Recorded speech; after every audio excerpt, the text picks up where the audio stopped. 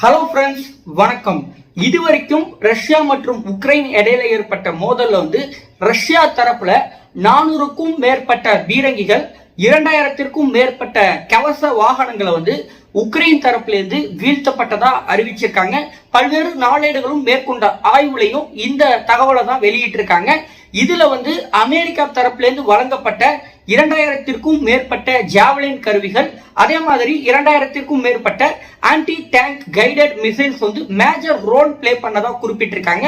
குறிப்பா ரஷ்யாவுடைய டேங்க்ஸ் வலிமையான பாதுகாப்பு அமைப்புகளை கொண்டது. சிறப்பு பாதுகாப்பு அம்சங்கள் இருந்தாலும் கூட இந்த ஜாவலின் கருவிகள் அந்த டேங்கினுடைய மேல் பரப்பு இருக்கு இல்லையா, அந்த ரஷ்யா பீரங்கியினுடைய மேல் பரப்பு எளிதில் இலக்காகக்கூடிய வகையில இருந்ததாகவும், அந்த கவச வாகனங்களுடைய சுற்றி இருக்கக்கூடிய பகுதிகள் தான் வலிமையா இருந்ததாகவும், இந்த ஜாவலின் கருவிகள் மேலேந்து ரஷ்ய பீரங்கிகளை தாக்குனதுனாலதான் இந்த அளவுக்கு ரஷ்ய பீரங்கிகள் பெரிய இழப்பை சந்திச்சதாகவும் குறிப்பிட்டிருக்காங்க. சில டேங்க்ஸ் தான் தாக்கப்பட்டதாகவும், சில டேங்க்ஸ் அந்த பள்ளத்துல சிக்கிறது, சேருல சிக்கிறது, இந்த மாதிரி சில விபத்துக்குள்ளாகி ரஷ்ய வீரர்கள் அங்கேயே விட்டுட்டு அப்படியே போயிட்டாங்க. விவசாயிகள் அவங்களுடைய டிராக்டர்ஸ் மூலமா அந்த பீரங்கிகளை இழுத்துட்டு வரக்கூடிய வீடியோஸ் கூட வைரல் ஆயிடுச்சு, நம்ம பார்த்திருக்கலாம். சோ இந்த போர்ல உக்ரைன் இவ்வளவு நாள் கொண்டு போறதுக்கு முக்கியமான காரணம் நேட்டோ மற்றும் அமெரிக்கா உக்ரைனுக்கு வழங்கிய ஆயுதங்கள் தான். இப்போ செகண்ட் பேக்கேஜ் ஆஃப் வெப்பன்ஸ் அமெரிக்கா உக்ரைனுக்கு வழங்குறதா அறிவிச்சிருக்காங்க.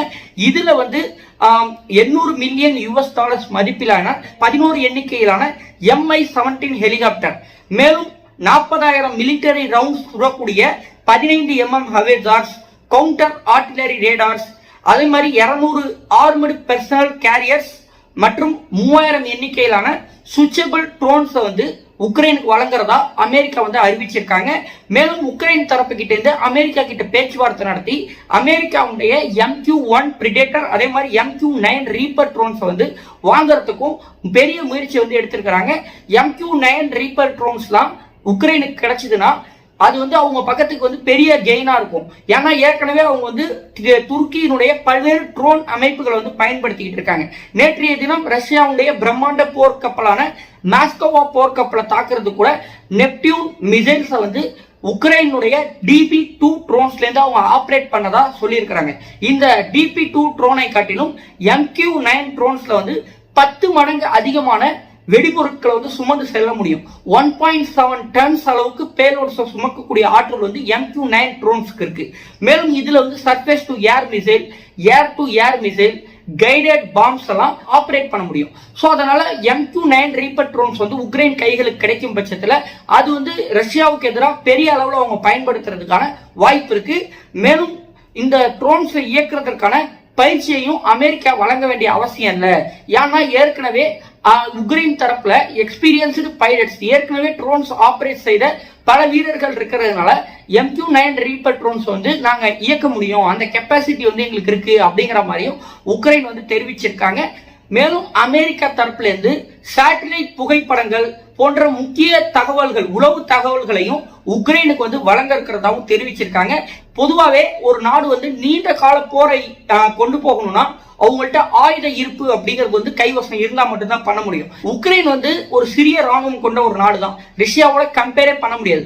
ஆனாலும் அவங்க 50 நாட்களை கடந்து போற முடிவு கொண்டு வராம ஸ்டில் ஃபைட் பண்ணிட்டு இருக்கிறதுக்கு ஒரு முக்கியமான காரணம் நேட்டோ கண்ட்ரீஸ் மற்றும் அமெரிக்காவுடைய பின்பலம் தான் அப்படிங்கிற மாதிரி குறிப்பிடப்படுது. கண்டினியூஸா அமெரிக்கா மற்றும் நேட்டோ கண்ட்ரிஸ் உக்ரைனுக்கு பண உதவியையும் ஆயுத உதவியையும் செஞ்சுக்கிட்டு இருக்காங்க. மறுபக்கத்துல ரஷ்யா பார்த்தோம்னா அவங்க தரப்புல சில இழப்புகள் ஏற்பட்டிருந்தாலும் கூட அவங்களும் அதே மன உறுதியோட ஸ்டில் போரை கண்டினியூ பண்ணிட்டு இருக்காங்க. தற்போதைக்கு 3ஆம் உலக போர் தொடங்கிருச்சு அப்படிங்கிற மாதிரிலாம் ரஷ்யாவுடைய தொலைக்காட்சிகள்ல சில செய்திகளையும் ரஷ்யா வெளியிட்டாங்க. அதற்கு முக்கியமான காரணம் என்னன்னா, நேற்றுக்கு மாஸ்கோவா அந்த பிரம்மாண்டமான போர்க்கப்பலை உக்ரைன் தாக்குனதா அவங்க கிளைம் பண்ணியிருந்தாங்க இல்லையா, அதன் பிறகு இந்த அறிவிப்பு ரஷ்யா வெளியிட்டு இருக்காங்க. தற்போதைக்கு இந்த போர் முடியறதுக்கு வாய்ப்பு இல்ல. இதுல இன்னும் சில நாடுகள் ஈடுபட்டு இது ஒரு பெரிய போரா மாறுறதுக்கான சூழ்நிலையும் இருக்கு அப்படிங்கிற மாதிரி பல்வேறு தரப்பினரும் கவலை தெரிவிக்கிறாங்க.